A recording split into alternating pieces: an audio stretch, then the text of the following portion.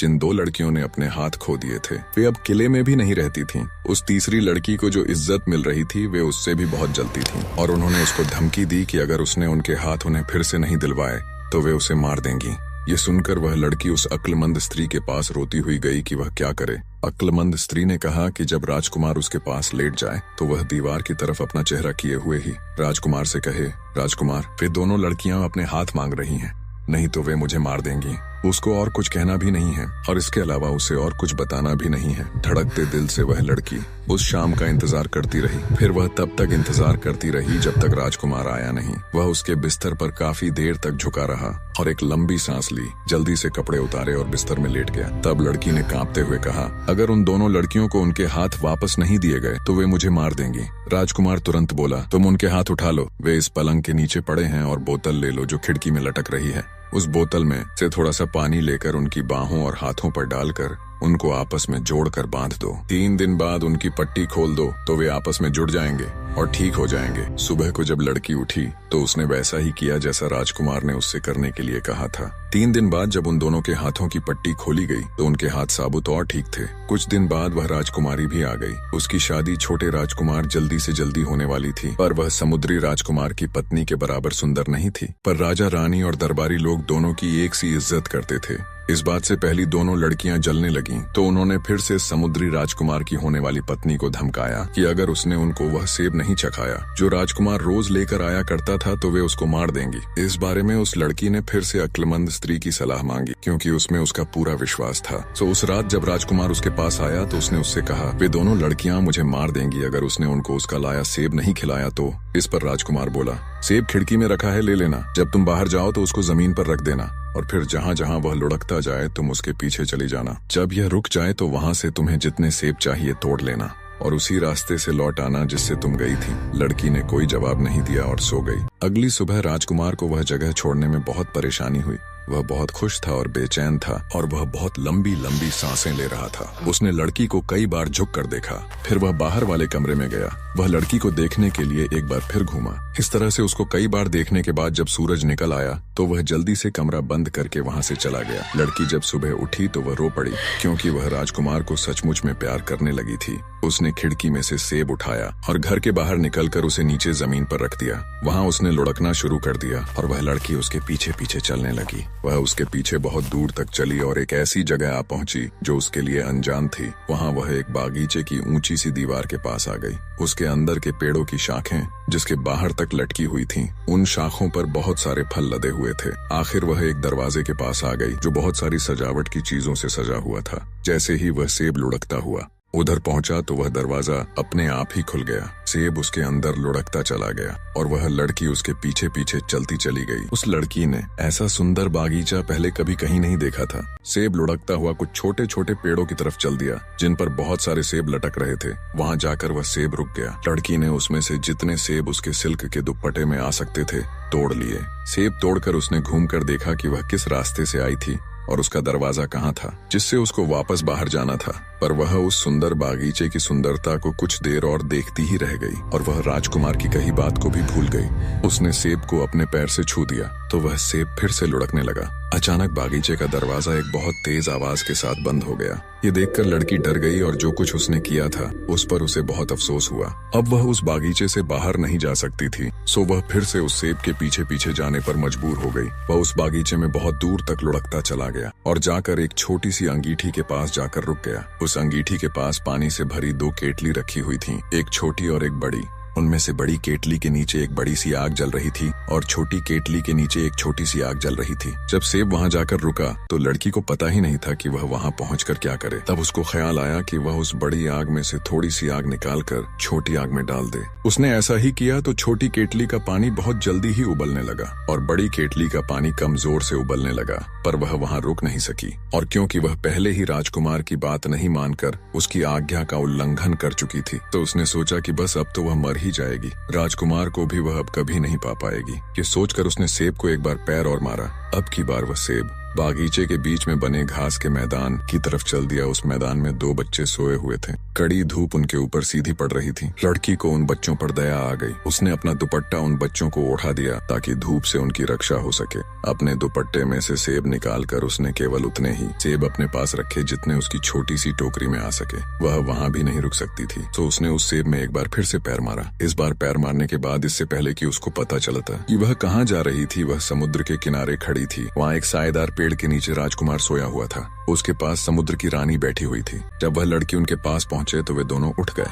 राजकुमार ने अपनी चमकती हुई आंखों से उसकी तरफ चौंक कर देखा और तुरंत ही समुद्र में कूद गया। उसके समुद्र में कूदते ही उसके ऊपर सफेद समुद्र फेन तैर गए। इससे समुद्र की रानी बहुत गुस्सा हुई और उसने लड़की को जोर से पकड़ लिया। लड़की ने सोचा बस अब तो उसकी जिंदगी का आखिरी पल आ गया। उसने उससे विनती की कि उसको बहुत कठोर मौत न दी जाए। समुद्र की रानी ने उसकी तरफ देखा और उससे पूछा कि उसको सेब के पेड़ से आगे आने की इजाजत किसने दी। लड़की ने कहा कि उसने राजकुमार की बात नहीं मानी थी, पर इसमें भी उसका किसी को कोई नुकसान पहुंचाने का कोई इरादा नहीं था। इस पर समुद्र की रानी ने कहा कि वह उसके व्यवहार को देखकर ही उसकी सजा तय करेगी। उसने सेब को एक धक्का मारा तो वह दरवाजे से होता हुआ सेब के पेड़ के पास जाकर रुक गया। समुद्र की रानी ने देखा कि सेब का पेड़ तो सुरक्षित था, उसको कोई नुकसान नहीं पहुंचाया गया था। उसने उसको एक बार फिर धक्का मारा तो वह उसी अंगीठी के पास पहुंच गया जहां से वह लड़की आई थी। समुद्र की रानी ने देखा कि वहां तो छोटी केतली का पानी बहुत जोर से उबल रहा है और बड़ी केतली का पानी ठंडा हुआ जा रहा है। ये देखकर तो वह बहुत गुस्सा हुई।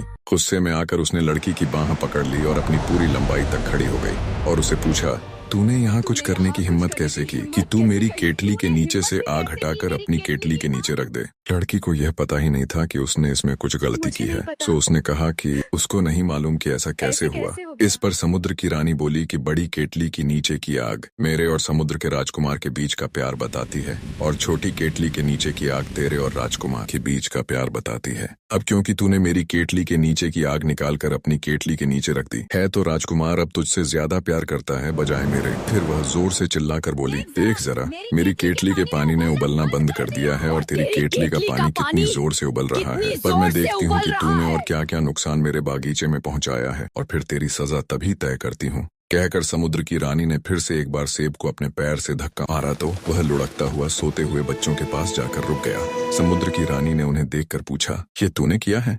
लड़की रोते हुए बोली, जी हाँ, पर ऐसा करने में मेरा मतलब उनको किसी तरह का नुकसान पहुंचाने का नहीं था।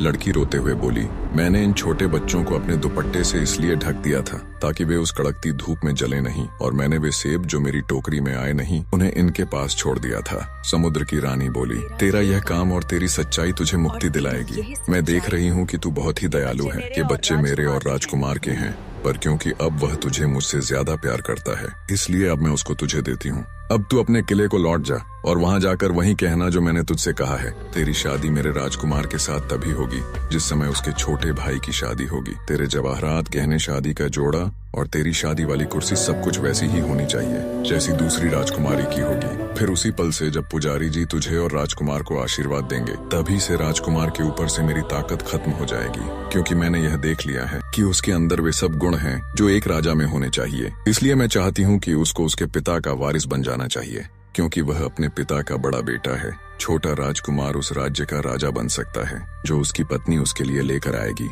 यह तो उनसे मेरी तरफ से कह देना, क्योंकि केवल इन्हीं शर्तों पर मैं राजकुमार को आजाद करूंगी। और जब तू दुल्हन के रूप में सज जाए तो किसी को बताए बिना ही तू यहाँ मेरे पास आना, ताकि मैं यह देख सकूं कि उन लोगों ने तुझे किस तरह सजाया है। और ले ये सेब ले, ये तुझे बिना किसी को बताए रास्ता दिखाएगा। इसके बाद समुद्र की रानी ने उस सेब में एक ठोकर मारी और उस लड़की को वहीं छोड़कर चली गई। वह सेब बागीचे के बाहर किले की तरफ चल पड़ा। किले पहुंचकर लड़की ने डर और खुशी से भरकर राजा और रानी को समुद्र की रानी का संदेश सुनाया और साथ में यह भी बताया कि वह किन शर्तों पर राजकुमार को आजाद करने वाली थी।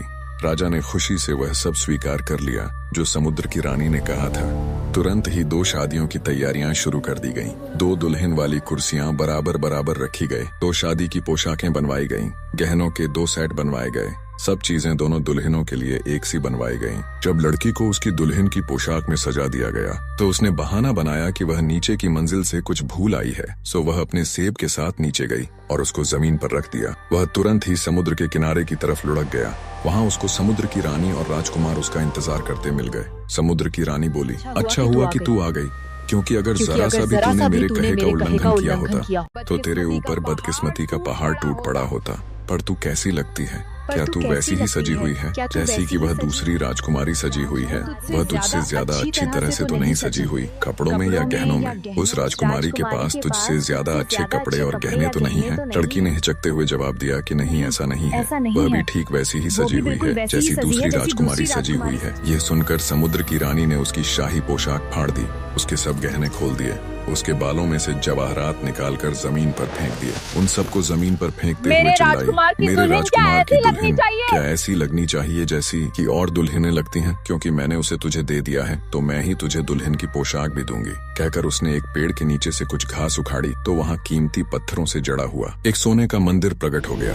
उसमें से उसने शादी का एक जोड़ा निकाला जो उस लड़की के इतना फिट आया जैसे कि वह उसके नाप का ही बनाया गया हो। वह जोड़ा इतना महंगा था और कीमती पत्थरों की चमक से इतना चमक रहा था कि लड़की की आंखें तो उनकी रोशनी में चौंधियाने लगीं। उसका ताज भी रोशनी से खूब दमक रहा था। समुद्र की रानी उसको इन कपड़ों और गहनों में सजाकर बोली, अब तू किले वापस चली जा और उन्हें बताना कि मैंने जब राजकुमार से शादी की थी तो मैं कैसे सजी हुई थी। तो सब मैं तुझे और तेरे बच्चों को मुफ्त दे रही हूँ, पर तू हमेशा राजकुमार से अच्छा व्यवहार करना ताकि वह तुझसे संतुष्ट रहे। जिंदगी भर सबसे पहले उसी की खुशी के बारे में ही सोचना। लड़की ने इस बात का वायदा किया और समुद्र की रानी ने बड़े प्यार से रोकर उस लड़की को विदा किया। जब वह लड़की किले में पहुंची तो सारे लोग उसकी पोशाक की सुंदरता और कीमत देखकर ही हैरान रह गए। उसके मुकाबले में और राजकुमारियां तो कुछ भी नहीं लग रही थीं। सारे राज्य का खजाना भी वैसी पोशाक खरीदने के लिए बहुत कम था। अब कोई उससे जलने की हिम्मत भी नहीं कर पा रहा था, क्योंकि अभी तक उस राज्य में कोई भी राजकुमारी इतना दहेज लेकर नहीं आई थी। सब लोग शादी के लिए मंदिर में गए। पादरी दुल्हनों की कुर्सियों के सामने खड़ा हुआ, उनकी किताबें खुली हुई थीं। सब लोग उस राजकुमार का इंतजार कर रहे थे जिसके लिए समुद्र की रानी ने उसको आजाद करने के लिए कहा था। पर उसको तो तब तक नहीं आना था जब तक पादरी आशीर्वाद नहीं बोलता। सब लोग उसका बड़ी बेसब्री से इंतजार कर रहे थे। फिर राजा ने अपने एक बहुत बड़े कुलीन आदमी से कहा कि उस राजकुमार की जगह वह दुल्हन की कुर्सी पर बैठ जाए। वह बेचारा वहां जाकर बैठ गया। पर जैसे ही पादरी ने अपनी प्रार्थना करनी शुरू की कि मंदिर के दरवाजे के दोनों किवाड़ खुल गए और एक लंबा मजबूत नौजवान अपनी चमकती आंखें लिए वहां आ पहुंचा। उसने शाही कपड़े पहन रखे थे और वह दुल्हन की कुर्सी की तरफ बढ़ा चला आ रहा था। उसने अपनी जगह पर बैठे हुए आदमी को इतनी जोर से हटाया कि वह बेचारा गिरते गिरते बचा और फिर खुद उस पर बैठते हुए बोला, यह मेरी जगह है। हाँ पादरी जी, अब आप अपना आशीर्वाद पढ़िए। जब आशीर्वाद बोला जा रहा था तो राजकुमार चुप था। फिर बाद में उसने अपने माता पिता और दरबार को खुशी से नमस्ते किया। सबके सामने अपनी पत्नी को गले लगाया। उसकी पत्नी को पहली बार उसको अच्छी तरह देखने का मौका मिला था। उसके बाद वह राजकुमार दूसरे लोगों की तरह से मामूली आदमी हो गया। अपने पिता के मरने के बाद में वह राजा बन गया। वह एक बहुत बड़ा और मशहूर राजा साबित हुआ। उसके लोग उसको बहुत प्यार करते थे। उसकी पत्नी भी उससे बहुत खुश थी। वे लोग बहुत दिनों तक खुशी खुशी रहे। दोस्तों, ये कहानी आपको कैसी लगी कमेंट में अपनी राय जरूर दें और वीडियो पसंद आई हो तो वीडियो को लाइक और चैनल को सब्सक्राइब जरूर करें। धन्यवाद।